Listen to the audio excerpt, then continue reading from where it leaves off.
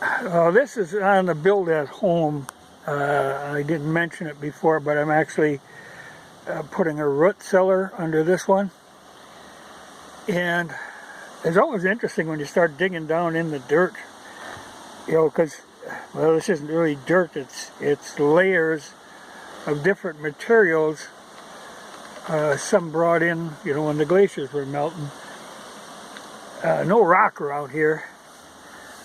What you have is, like, this was the original surface layer, which is a dirt, you know, it's because it's from leaves and grass dying and decomposing. So you got that at most about 6-inch layer of topsoil that's got some black in it.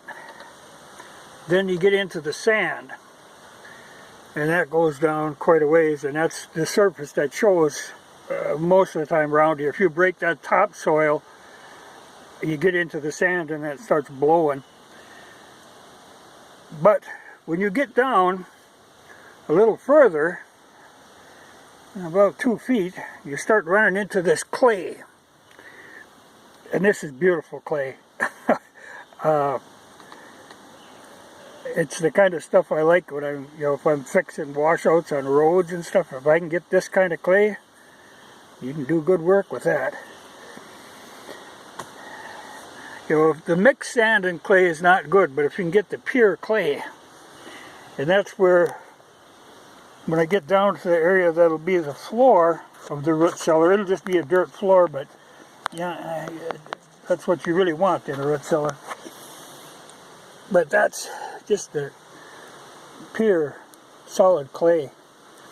And I actually think I'm going to have to set some of this aside, because this would be good material for making the chinking. So you mix this with wood ashes and salt, and I'm considering using hemp fibers as a binder. You know, they used to use flax, but I don't have flax, but I've got plenty of hemp, so I think it'll go in that way. But I'm going to have to run some samples with this and see how it holds together and stuff, but I really like that. It's a nice clay to work with.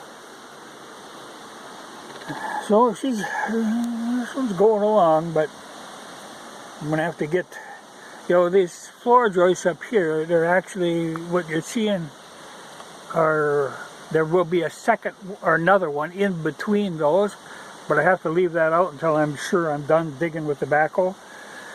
Now I'll be running beams down from here straight down into the clay, and then I'll put boards on the back side and then pack that dirt back up against it. So I got to cut some oak boards and pine tar them for that and get those posts put in. So it won't be real big, you know, I'm thinking maybe 6 by 8, even 6 by 6. So I just need a place to put potatoes and stuff. I don't need to put a pool table down here. It isn't going to be a rec room, but something where I can keep a constant temperature and, you know, constant humidity, and that's where this clay comes in.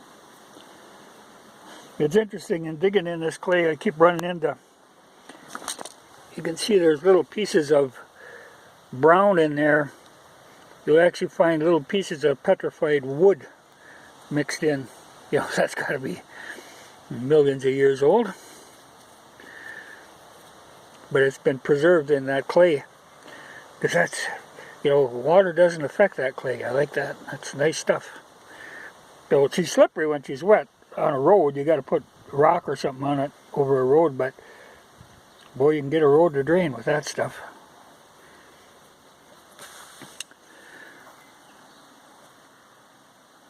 But she's going along. But I kind of got to work in a hurry. Because if this, like I said, this clay doesn't let water out. And if I get a good rain, I'm going to be pumping water out of this hole. So I got to hurry up and get a cover.